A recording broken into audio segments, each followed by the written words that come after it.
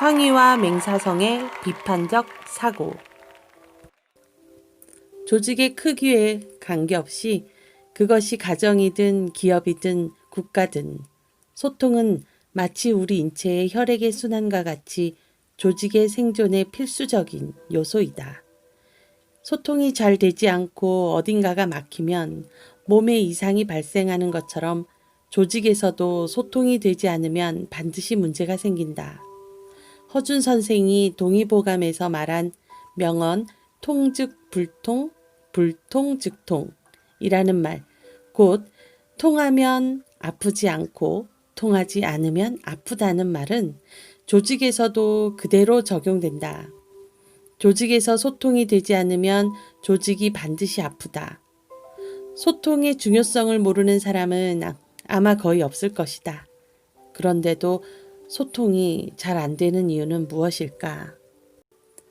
가장 근본적인 이유는 자기만 옳다고 고집하면서 다른 사람의 말을 들으려 하지 않기 때문이다.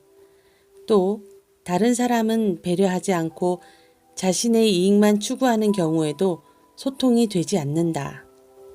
자신은 조금도 손해보려 하지 않고 다른 사람들의 양보만을 요구한다면 소통이 잘 될 리가 없다. 우리 역사상 가장 훌륭한 군왕을 꼽으라면 대부분의 사람들이 아마 세종대왕을 들 것이다. 그렇다. 세종대왕은 전 세계적으로도 그 유래를 찾아볼 수 없을 정도로 훌륭한 성군이었다고 생각된다. 한글 창제를 비롯해 정치, 경제, 사회, 문화, 국방 등 모든 면에서 탁월한 군주였고 백성들의 여론을 수렴해 백성들을 위한 정치를 펼친 군주였다. 이러한 세종의 업적도 황희와 맹사성이라는 탁월한 재상이 있었기 때문에 가능했을 것이다. 세종은 과로로 건강이 좋지 않았다. 그래서 황희와 맹사성 같은 유능한 인재를 등용해 대소사를 맡아 처리하도록 했다. 그런데 황희와 맹사성은 성품이 달랐다.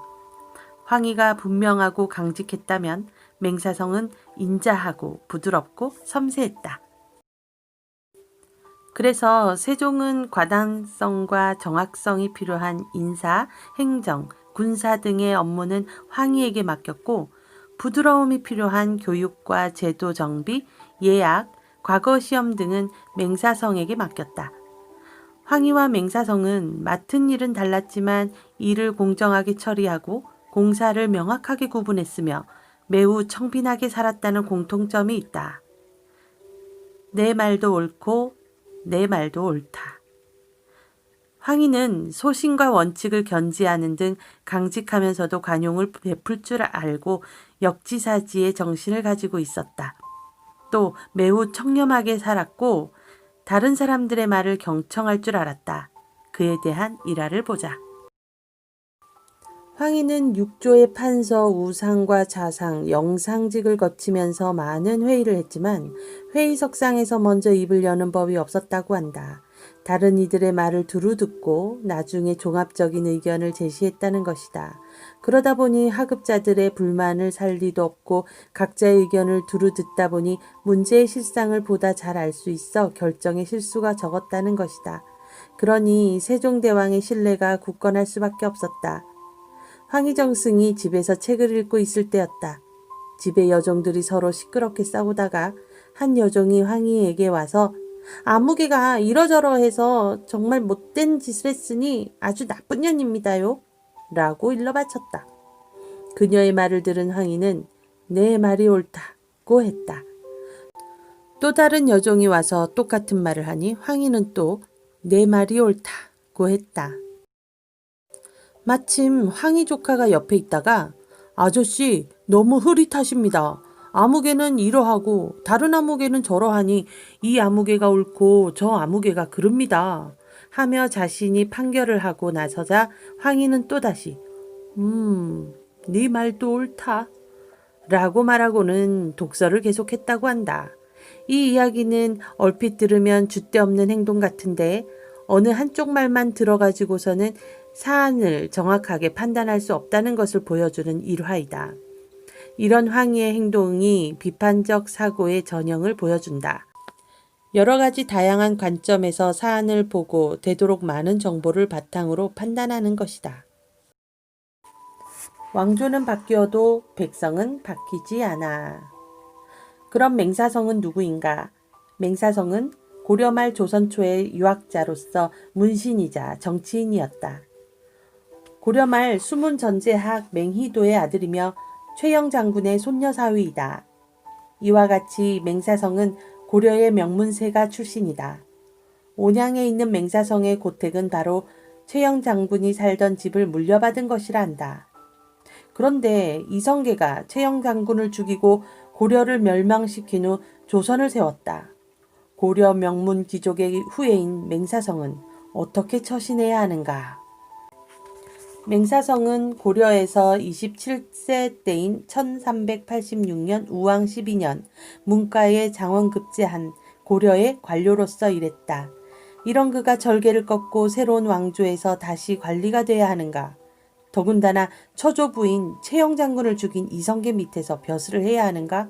아니면 포은 정몽주처럼 절개를 지키다가 죽어야 하는가? 아마 맹사성의 심정은 착잡했을 것이다. 맹사성은 다양한 각도에서 자신의 처신 문제를 생각해 봤을 것이다. 오늘날 개념으로는 비판적 사고이다. 그는 결국 포은처럼 부질없이 죽거나 권력을 탐해 파당에 가담하거나 부귀영화를 위해 옳지 않은 일을 눈감아주면서 재물을 쌓는 삶을 사는 대신 철저하게 백성을 위해 살기로 했다. 왕조는 바뀌었을지언정 백성은 바뀌지 않았기 때문이다. 그의 청빈과 겸손 그리고 어떤 정치 세력에도 휩쓸리지 않고 옳은 일을 해 나가기에 힘쓸 수 있었던 것은 이런 결단 때문이었을 것이다. 비판적 사고, 다양성을 인정하는 사고방식. 비판적 사고란 의사결정을 해야 할 어떤 문제에 직면했을 때 자신의 감정, 선입견, 편견 등 고정관념에 사로잡히거나 권위에 맹종하지 않고 합리적이고 논리적으로 분석, 평가, 분류해 최적의 결론을 이끌어내는 사고 과정을 말한다. 즉, 객관적 증거에 비춰 문제를 비교, 검토, 분석, 평가하고 인과관계를 명확히 하는 과정에서 얻어진 판단에 따라 결론을 맺거나 행동하는 과정을 말한다. 우리 사회에서는 비판을 비난과 혼동에 부정적으로 바라보는 경향이 있다. 그러나 두 용어의 개념은 전혀 다르다. 사전적 의미를 보면 비난은 남의 잘못이나 흠을 책잡아 나쁘게 말함이고 비판은 사물의 옳고 그름을 판단하거나 밝힘이다. 그러니까 비난은 상대방의 약점이나 실수를 트집잡아 자신이나 파당의 이익을 쟁취하기 위한 행위인 반면에 비판은 사물의 옳고 그름을 판단하여 올바른 의사결정을 하기 위한 행위이다. 만약에 비판적 사고를 하지 않는다면 권위에 맹종하거나 유행에 휩쓸려 정보를 수동적으로 받아들이는 결과를 가져온다. 비판적 사고는 어떻게 하는 것이 나에게 이익이 되는가를 따지는 것이 아니고 무엇이 옳은 것인가를 따지는 것이다. 따라서 비판적 사고에 대한 교육이 돼 있지 않은 사회에서는 부정부패가 심하고 사기와 거짓말이 난무한다. 모두 어떻게 하면 자기에게 이익이 되는가를 따지기 때문에 이익만 된다면 편법이든 탈법이든 아무런 양심의 거리낌 없이 저지르기 때문이다. 비판적 사고란 사물을 여러 각도에서 바라보고 판단하는 것을 말한다. 비판적 사고는 곧 다양성을 인정하는 사고방식이다. 모든 인간은 자신이 살아온 과정에 따라 나름대로의 준거 틀을 가지고 사물을 판단한다. 따라서 준거 틀이 다르면 같은 사물이나 사안이라도 다른 시각에서 본다. 이것은 맞느냐 틀리냐의 문제가 아니라 서로 다를 뿐이다.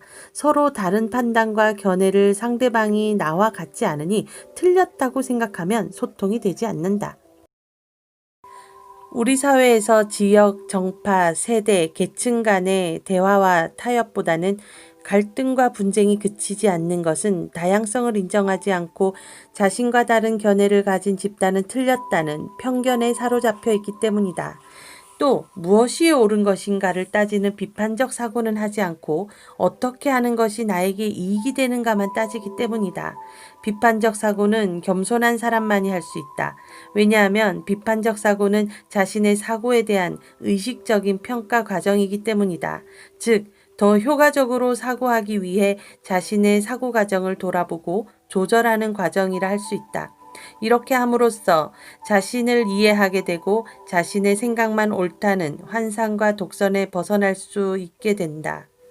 따라서 자기가 최고라는 생각하는 사람, 그리하여 자기 성찰을 하지 않는 사람, 즉 겸손하지 못한 사람은 비판적 사고를 할 수가 없다. 기업을 둘러싼 환경은 더욱 복잡해지고 또한 급격하게 변하고 있으며 그에 따라 기업이 직면하는 불확실성도 더욱 커지고 있다. 이런 상황에서 최적의 대안을 도출하고 합리적인 의사결정을 하기 위해서는 사물이나 현상을 다양한 시각에서 비교, 검토해보는 사고의 유연성을 갖지 않으면 안 된다. 전문가들은 지식 정보화 시대의 관리자는 결코 상관의 명령만을 맹목적으로 따르는 예스맨이 돼서는 안 되며 창의적인 사고를 할 수 있는 인재가 되어야 한다고 강조한다. 창의적인 인재가 되기 위한 중요한 요건이 바로 비판적 사고이다. 리더가 과거의 관행이나 자신의 편협한 고정관념에 사로잡혀 있으면 조직의 생존을 보장할 수 없다. 네트워커들도 비판적 사고를 해야만 한다. 사회가 점점 복잡해지고 정보가 넘쳐남에 따라 어떤 정보가 사실이고 가치가 있는 것인지 분별하기가 어렵게 돼 있다. 특히 네트워크 마케팅에 진입하는 사람들은 어떤 특정한 카테고리로 묶을 수 없는 그야말로 각양각색의 개성을 가진 사람들이다. 이런 맥락에서 네트워커들에게 비판적 사고는 매우 중요한 사고 방법이다.